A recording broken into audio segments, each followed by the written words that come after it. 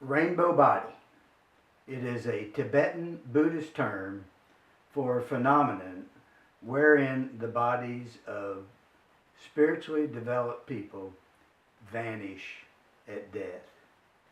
Now, in most cases, the body just shrinks to the size of a loaf of bread, say, or smaller. But in some cases, the body completely disappears, completely vanishes. The September 1998 death of the Buddhist monk Khenpo Cho has attracted a lot of internet attention, primarily because it was investigated and declared authentic by an ordained Roman Catholic priest, Father Francis Tiso. Father Tiso is a highly regarded, highly respected Catholic priest and a true expert in the Eastern traditions. The phenomenon has happened to thousands of people. It's been going on for thousands of years to real people. We find it in the lives of some Taoists. We find it in the lives of some Hindus, but primarily we find it in the Buddhist tradition, the Tibetan Buddhist tradition, and in a particular sect of Tibetan Buddhism, and in a particular practice that is unique to that sect of Tibetan Buddhism. So what is this practice? Well, what the Buddhists do is they adopt a mindset that says the world, all the phenomena, is empty of existence. In other words, we're all based on nothing. Now that's a difficult concept to accept, and so we're going to talk about that in a few minutes.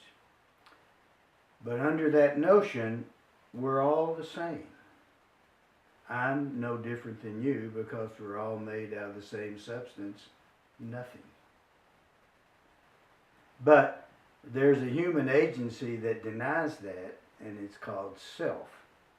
And the agency called self makes me think that I'm different than you, I'm different from whatever object it is outside of me. Self is a mental created agency, and it is related to the seemingly endless pursuit we all have for power, glory, comfort, security, and pleasure. And so what the Tibetan Buddhists do in this practice is to train themselves to eliminate, to deny their very biological design, to eliminate the agency called self. It's called selflessness. It's called the intent to not have a material existence. So then the practice that they undertake is one of visualizing the world as empty of existence and elimination the notion of self. All right, now let's talk about emptiness. So we look at the human body, and I can see its arms and legs, limbs, torso, head. But when I look below that, I see skin, I see skeleton, I see flesh, I see blood vessels. And when I look below that, I see cells. And when I look below cells, I see chemical compounds. And when I see chemical compounds, I see chemicals. And when I see chemicals, I see atoms. Now, you can subdivide atoms further, but for purposes of our discussion, I'm going to say that the atom is the fundamental building block of all nature. The question then becomes, what produces the atom? To answer that question, I'm going to rely on one of the greatest minds in human history, Albert Einstein.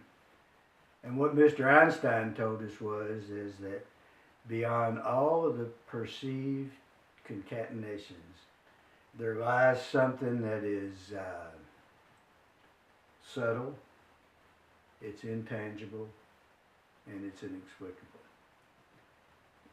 We're made of atoms, we're solid, so there's got to be something there that causes the atom. That's why he says it's subtle.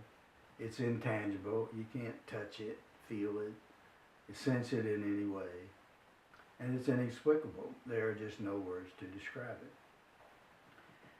So the question then becomes, what causes this inexplicable thing, this subtle thing, to become solid?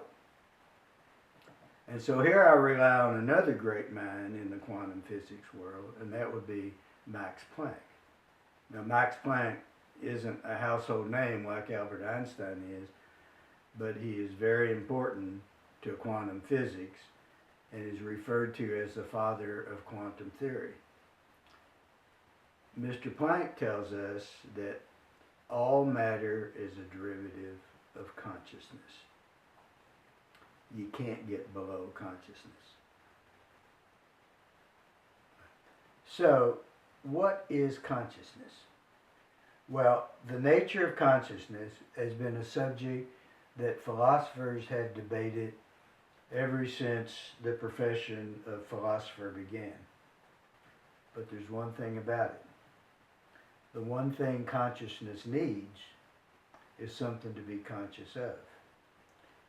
The very definition of emptiness is a consciousness that has nothing to be conscious of.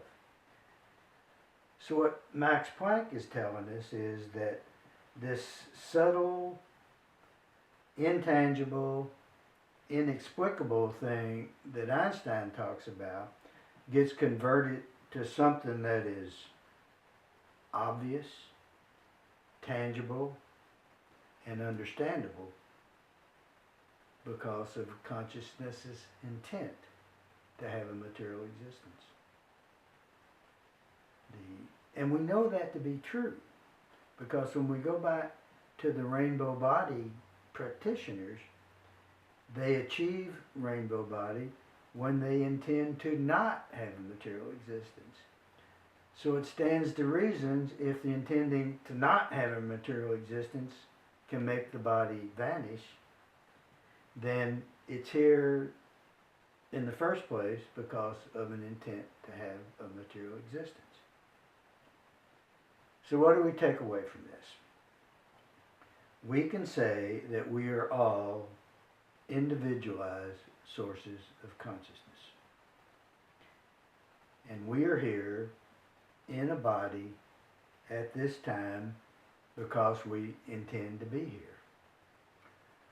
We are all great intenders.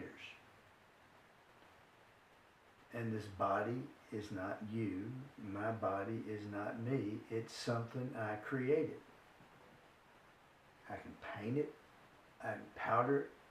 I can poke holes in it. I can dangle things off of it. But it is not me.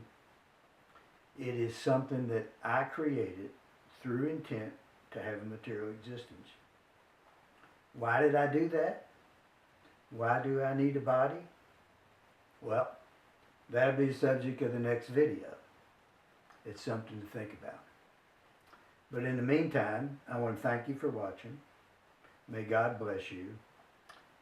And we're within days now of celebrating the birthday of the most important man, homeless man in history, Christmas. And so I'd also like to take this opportunity to wish you a very Merry Christmas. Thank you.